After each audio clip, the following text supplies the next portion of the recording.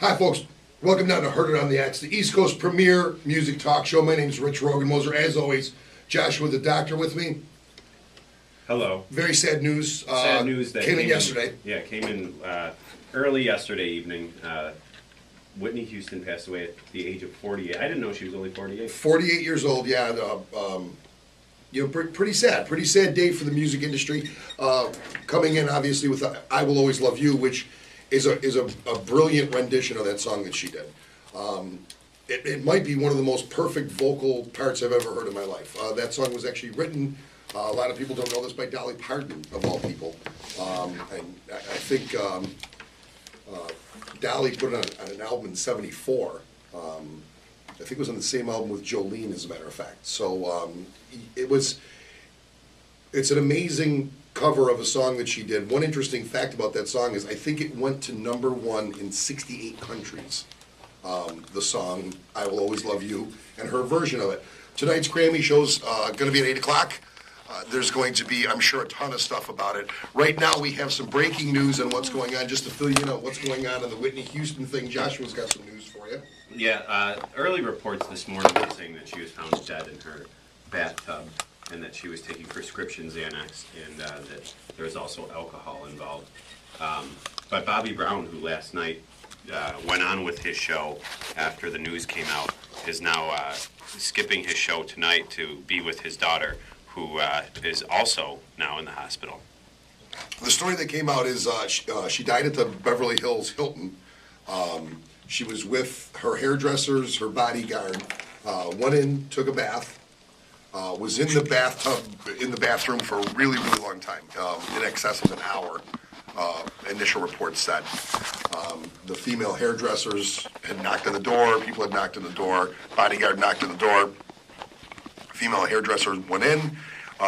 Initial reports say that she was, her head was underwater, as if she just slid forward. Her feet were out of the tub. Her face was submerged in water. Very similar to the way Jim Morrison actually was found. Yeah. So, did she fall asleep? Did she have a heart attack? Was she overdosing? Who knows? Her drug usage of late, honestly, poor Whitney, her career was done. Her career really was done.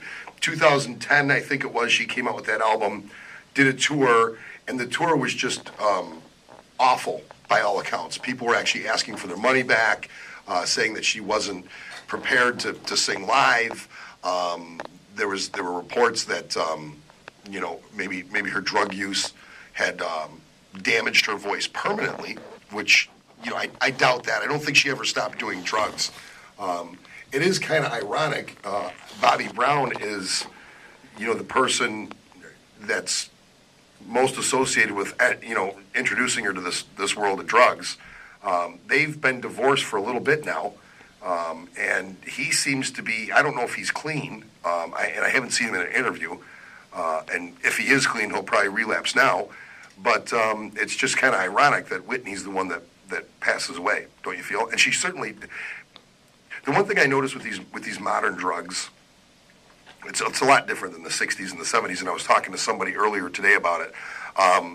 These drugs that people are using, Xanax and these prescription drugs and the stuff that all these corporate drugs that people are using are very, very damaging to you. Very damaging. They destroy your liver, your kidneys, your internal organs. So she feasibly could have had a heart attack.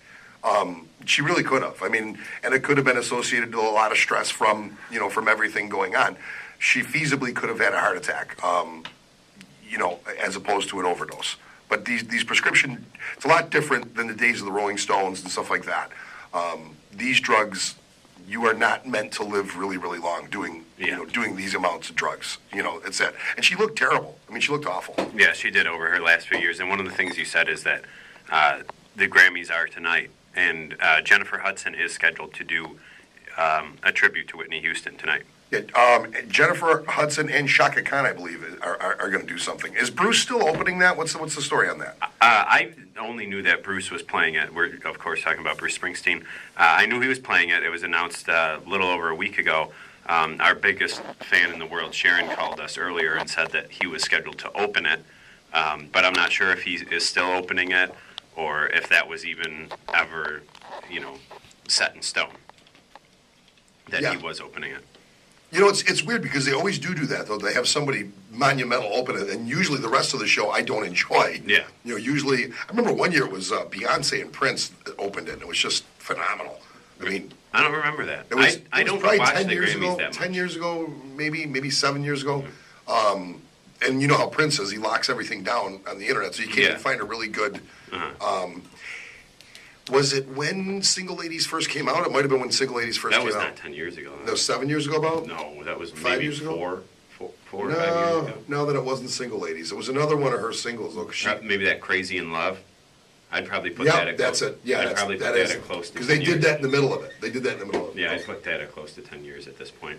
So if you want to give us a call at 716-803-1520, you want to talk about Whitney and the Grammys tonight, by all means.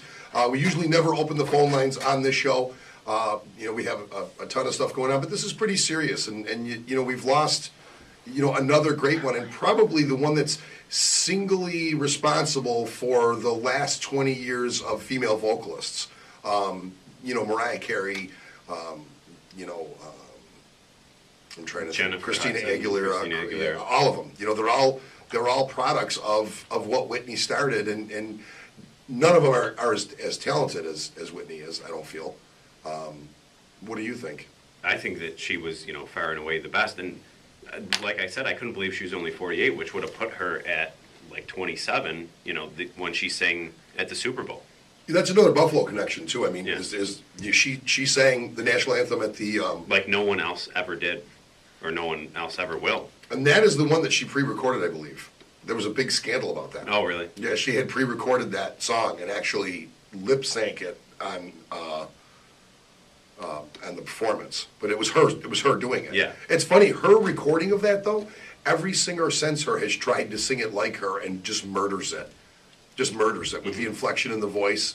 Toward the end of it. Yeah. They just murder it. Everyone does. It's she's brilliant. Absolutely brilliant. And speaking of other stars we lost, last night Tony Bennett at his concert, he made mention, he said, first it was Michael Jackson, then it was Amy Winehouse, now the magnificent Whitney Houston, and he thought he was going to, maybe say, let's take a second, or, something. Yeah. He says, let's legalize drugs like Amsterdam. It's a very sane city now. So that was Tony Bennett's take on it. Yeah, I don't know that drug legalization is going to stop. Whitney's problem is she was an addict. I don't know that. Do you think one has a correlation with another? But what do you mean? By Legalizing drugs? Yeah, by legalizing, I don't think does I don't know. I really don't know. It might take the stigma off it. Maybe people will get treatment. I don't know what the case may be. But her problem is she's an addict. And there's people that are addicted to a lot of things. There's really, really fat people that are addicted to food, and there's really, really drunk people that are addicted to alcohol, and you're addicted to porn. Yeah, it's a battle I fight every day. Yeah, yeah. Jim's helping me with Yeah, it, though. he's the worst one to help you. He is an enabler.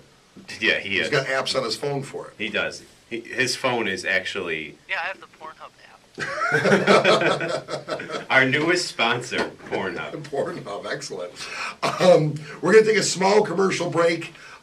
We've got big announcement that's going to be later on in the show. So stick around. We're going to talk more about Whitney, talk more about different things that are going on. Talk to you after the commercial break, folks.